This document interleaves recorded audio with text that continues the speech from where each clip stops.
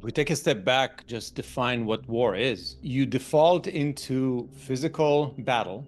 What is the objective of a war? To change the will and the direction of your enemy. You're going to war against ideas. Ideas are not devoid from the people who carry them. So it's a war against people and the ideas that people carry. The majority of the Palestinians right now are holding vicious, deadly ideas that needs to be crushed. But we're not just killing bodies. We're not destroying buildings. We're going after changing and crushing the will of an enemy to pursue its ideological vision.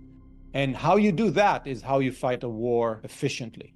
What you're actually going after is Islamic fundamentalism, and you're going against the Palestinians, against anyone who's carrying those ideas. What happened in Iran in 1979 fueled and inspired takeover of a new philosophy that this is really the enemy we need to think about. Israel is going to lose because of Israel, not because of the United States and its ability to arm Israel. People don't appreciate how strong Israel is as a culture, that it manifests itself in its sophistication and ability to fight. Israel can crush any enemy in the Middle East within a week if it wanted to. It's an ideological decision how we fight. It's not a military issue. In this wonderful book, Nothing Less Than Victory, by John David Lewis, if you read history and the history of war, you really understand that what matters are ideas and the moral ideas behind the reason for war.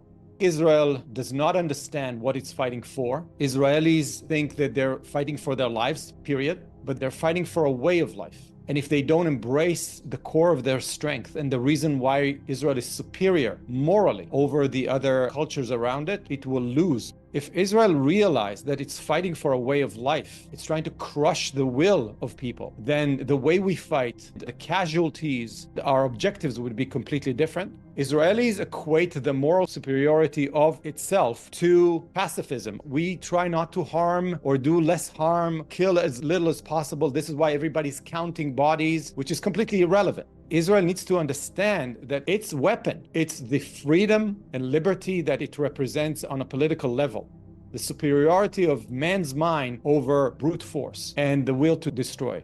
And we're falling into the same fallacies of how America fights today, how the whole Western world has lost its moral spine.